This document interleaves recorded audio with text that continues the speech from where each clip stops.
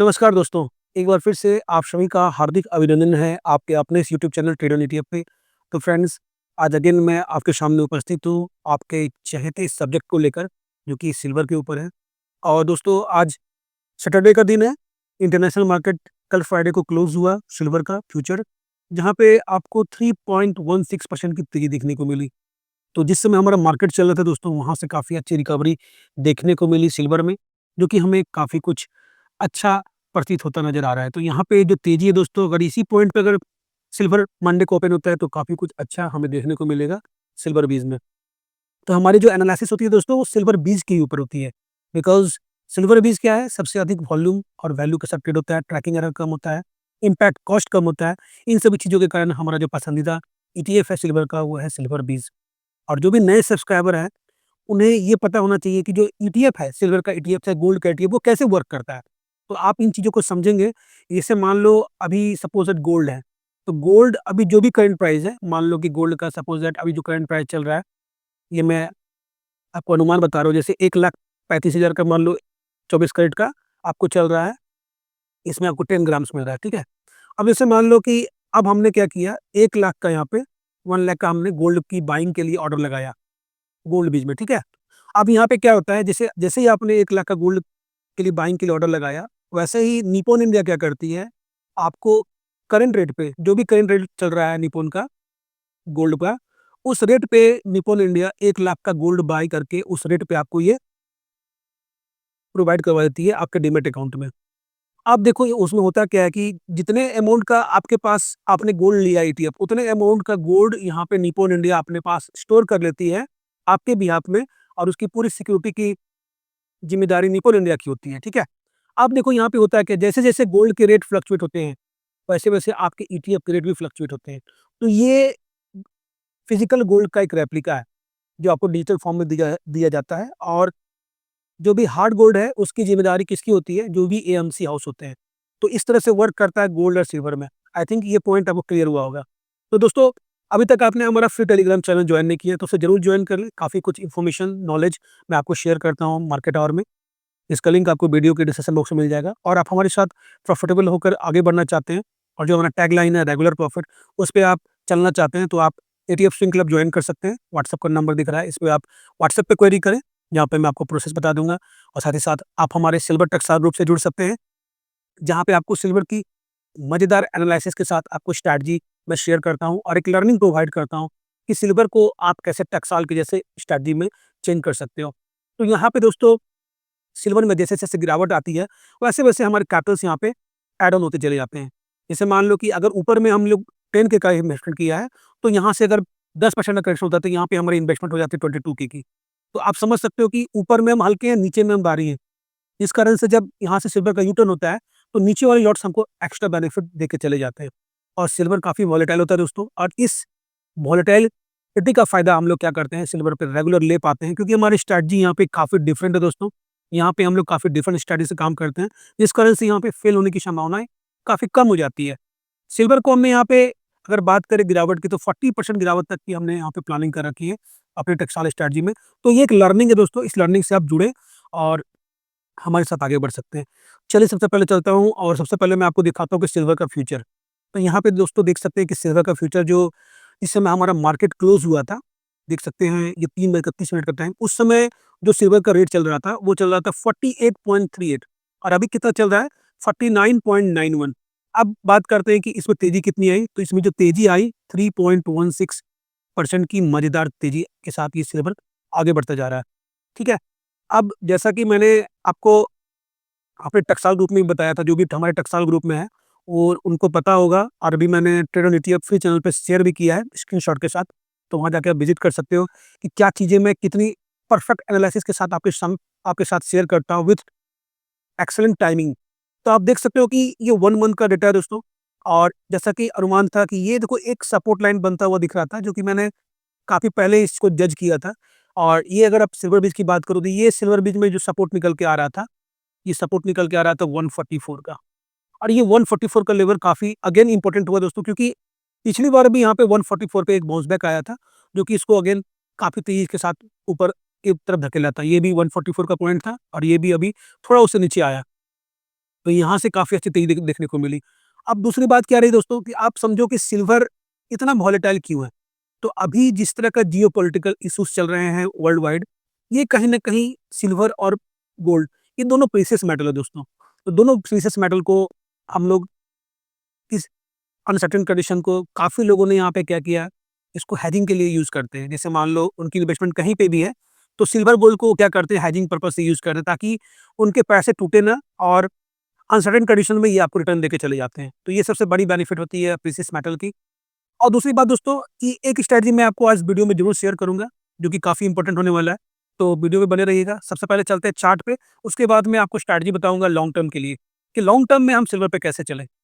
तो currently friends हम अभी सिल्वर बीज के चार्ट पे हैं, और आप देख सकते हो कि यहाँ पे जो अब मेरा पसंदीदा टाइम फ्रेम है, उसे आप नोट कर लो 1 आवर का, और 1 आवर में चीज़ें काफ़ी क्लियर होके दिखती हैं।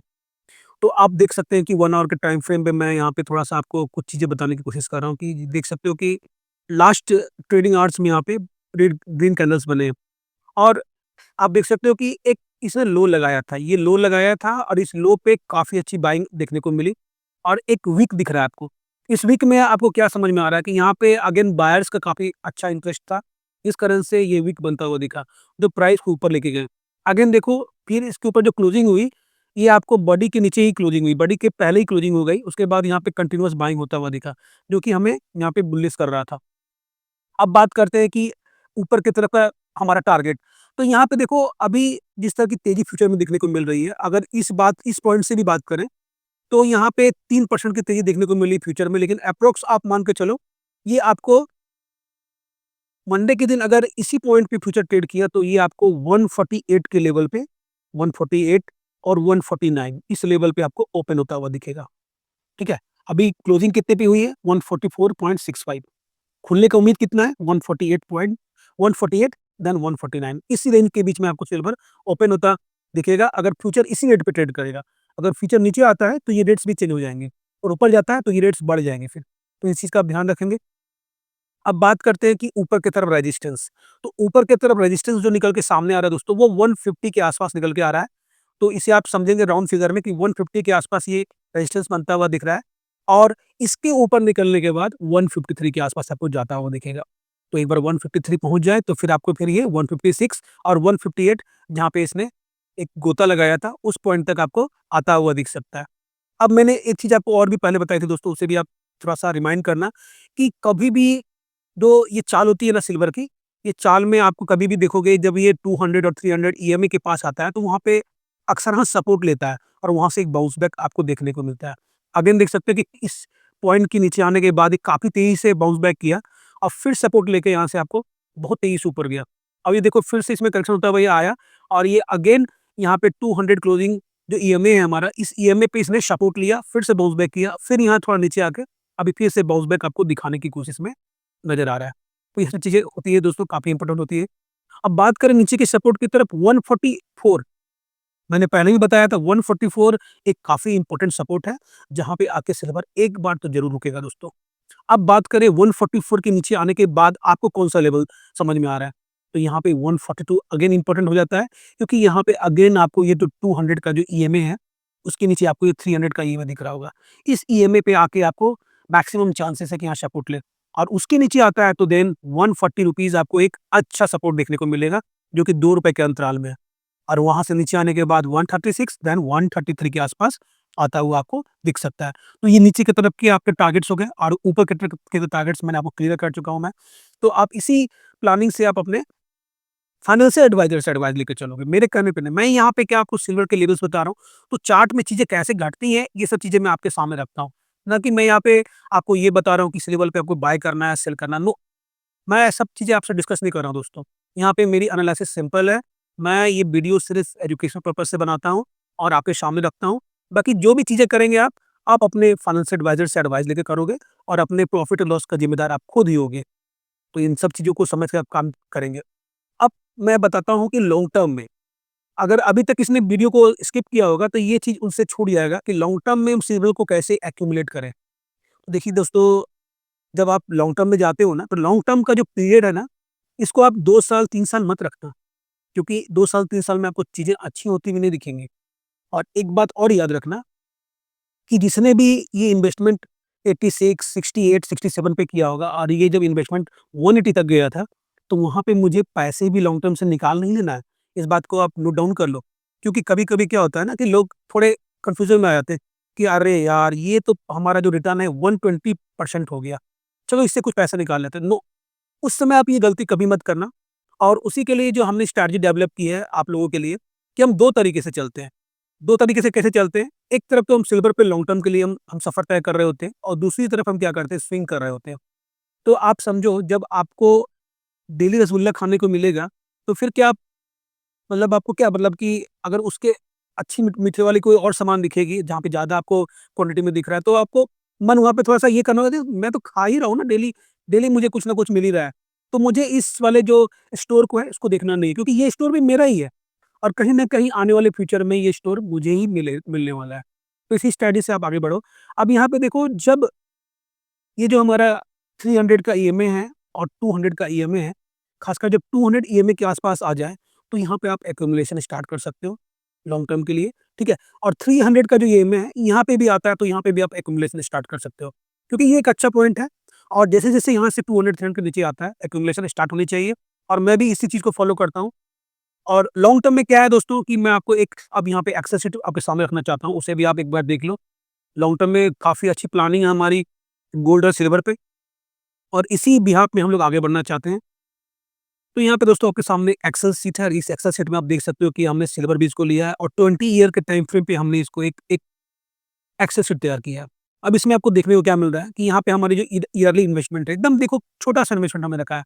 1 लाख की इन्वेस्टमेंट कोई बड़ी इन्वेस्टमेंट नहीं है और इसमें जो हमने रिटर्न एक्सपेक्टेशन ली है, वो 30% के लिए है। 20 ईयर्स का टाइम फ्रेम है और यहाँ पे आपको चलना कैसे है, हर साल आपको धीरे-धीरे एक्यूमुलेट करना है। ये पैसे आपको एक बार में नहीं डालने हैं। जैसे मान लो कि हर महीने आपने 4000 5000 डाला और जब भी आपको एक अच्छा पॉइंट दिखा, जहाँ पे गिरावट दिखी, वहाँ पे आप थोड़ा ज़्यादा लेके चल सकते हो। तो यहाँ पे देखो दोस्तों 30% के एक्यूमुलेशन रिटर्न के हिसाब से जब आप 1 लाख रुपए डालते हो, हर महीने 1 लाख डालते हो, आप देख सकते हो कि 1 लाख डाला, साल के लास्ट में 1,30,000 रुपया हो गया। अब 1,30,000 में ये हमारा कैपिटल हो गया, उसके ऊपर अगेन मेरा 30% का जब इसमें रिटर्न आया, तो ये आपको 3,22,000 होता हुआ दिखा। इसी तरह से जब आप 5 साल करते हो, तो 5 साल के अंत में आपको ये 14,93,968 रुपए हो जाते हैं। तो आई थिंक फ्रेंड्स आप अभी सिल्वर पे लॉन्ग टर्म को कैसे एक्यूमुलेट करेंगे, ये आइडिया आपको मिल गया होगा। और ये एक्यूमुलेशन धीरे-धीरे होना चाहिए, यहाँ पे आपको अचानक से यहाँ पे कोई बड़ी इन्वेस्टमेंट करनी नहीं है, ठीक है? तो इसको आप धीरे-धीरे एक्यूमुलेट करो क्योंकि समय के साथ जो चीज़ें तैयार होती है, वो काफ़ी अच्छा रिज़ल्ट देती है।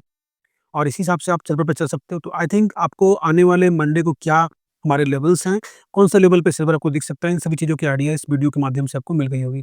तो मिलता हूँ दोस्तों नेक्स्ट वीडियो में, तब तक के लिए जय हिंद, जय भारत, वंदे मातरम।